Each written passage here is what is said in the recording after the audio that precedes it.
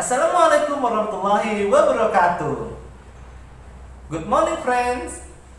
Today we will study about thematic 1.7, subtema 2, learning 3 and 4. Nah, before we start our lesson, let's say basmalah together. Bismillahirrahmanirrahim. Hari ini kita akan melanjutkan kembali ya materi kita tentang jalan-jalan ke kebun binatang ya, seperti cerita yang sudah ada di pembelajaran sebelumnya. Nah, sini siapa nih yang pernah pergi ke kebun binatang ya?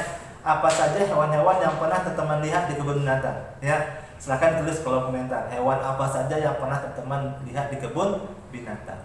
Oke? Nah, sekarang kita lanjutkan kembali materi kita ya, di halaman 60 ya.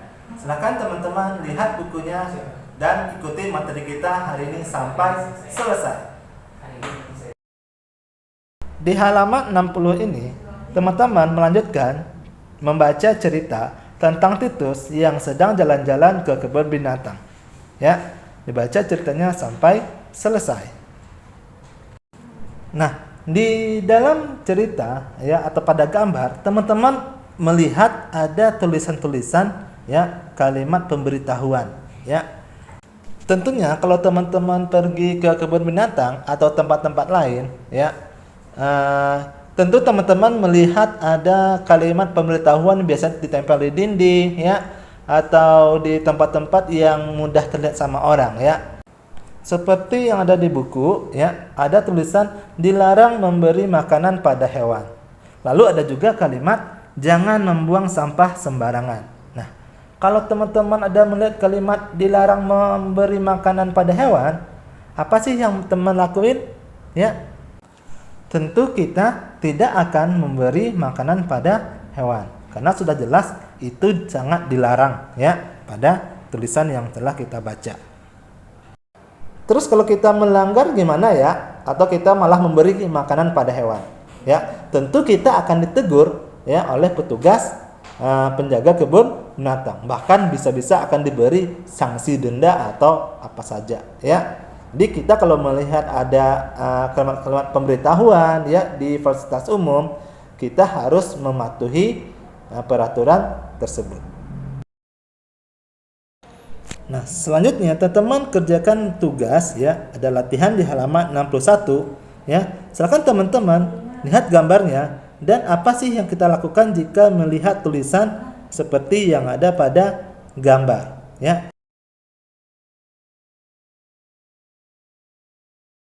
Teman-teman, di kebun binatang itu kita biasanya melihat banyak hewan ya, yang mungkin lebih dari satu ekor ya. Ada 2, ada 6, ada 7 ya dalam satu kandangnya ya. Sekarang kita belajar untuk membandingkan beberapa jumlah hewan dengan hewan lainnya ya, seperti contoh yang Mr. C berikan berikut ini ya. Contoh sini ada hewan seperti kelinci, ada ayam, dan ada kucing ya. Jumlahnya berbeda. Kelinci ada 3 ekor, ayam 1 ekor, dan kucing ada 5 ekor. Jadi sekarang kita mulai membandingkan satu persatu. Nah, di sini hewan yang paling banyak apa ya? Nah, di sini kita lihat hewan yang paling banyak adalah kucing ya. Selanjutnya, hewan yang paling sedikit apa ya? Ya, hewan yang paling sedikit adalah ayam karena cuma ada 1 ekor. Nah, selanjutnya kita mulai membandingkan antara 2 hewan ini ya. Coba kita lihat ya, hewan apa ya yang lebih banyak daripada kelinci?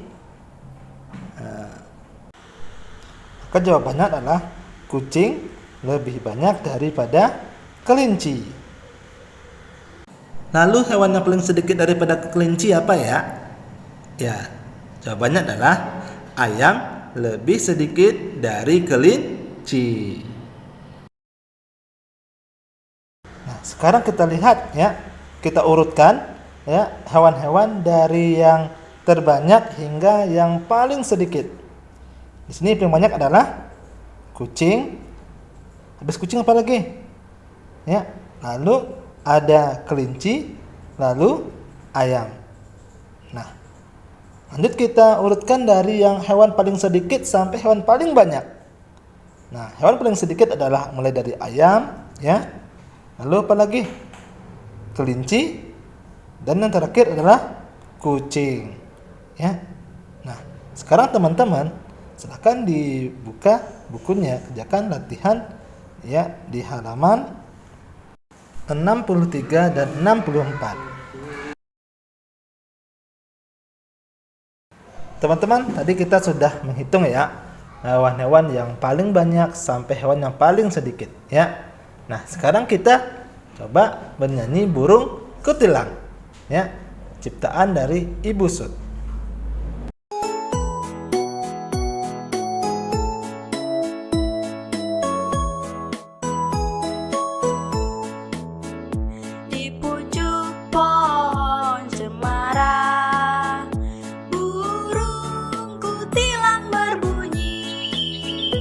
Bersiul-siul sepanjang hari dengan tak jamu-jamu, mengangguk-angguk sambil berseru trilili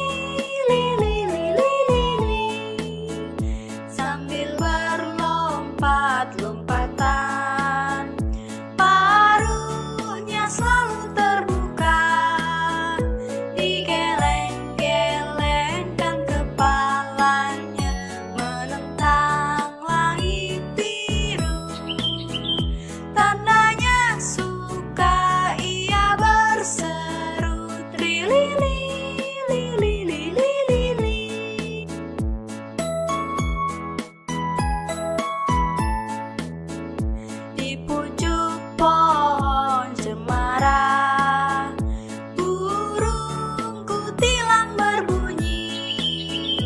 Bersiul-siul sepanjang hari dengan tak jamu-jamu, mengangguk-angguk sambil berseru trilili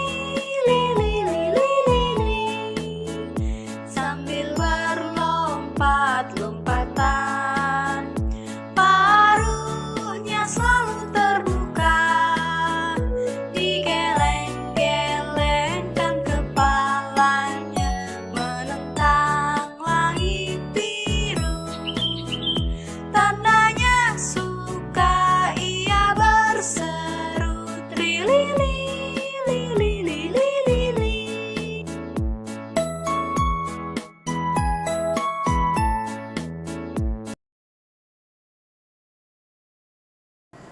Teman-teman, kalau di rumah, teman tentu ya ada yang memiliki hewan peliharaan, ya.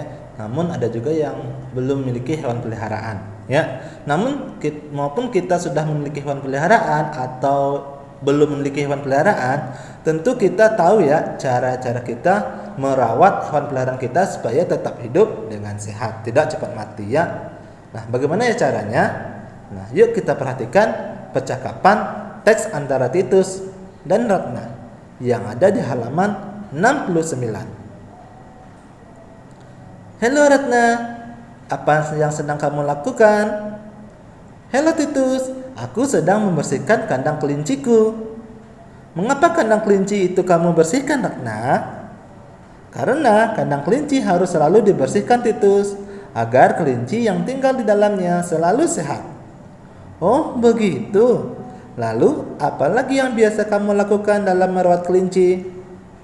Memberikan makanan yang sehat pada kelinci sesuai jam makannya, dan juga memotong kuku kelinci secara rutin.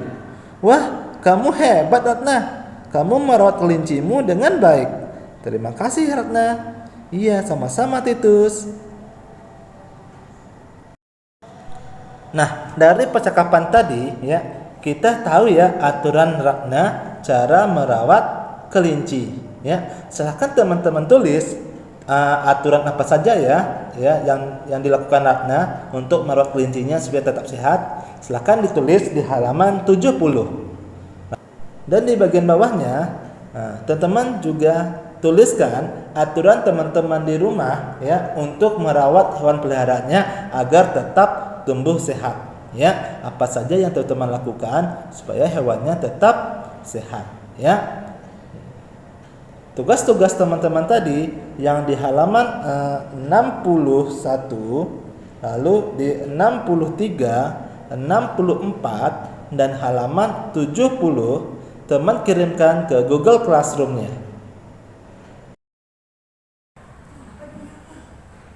Nah, teman-teman, itulah materi kita hari ini ya. I'm so sorry for my mistake.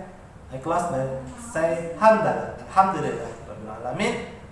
Subhanaka Allahumma wa bihamdika asyhadu an la ilaha illa anta astaghfiruka wa atubu ilaik. Assalamualaikum warahmatullahi wabarakatuh.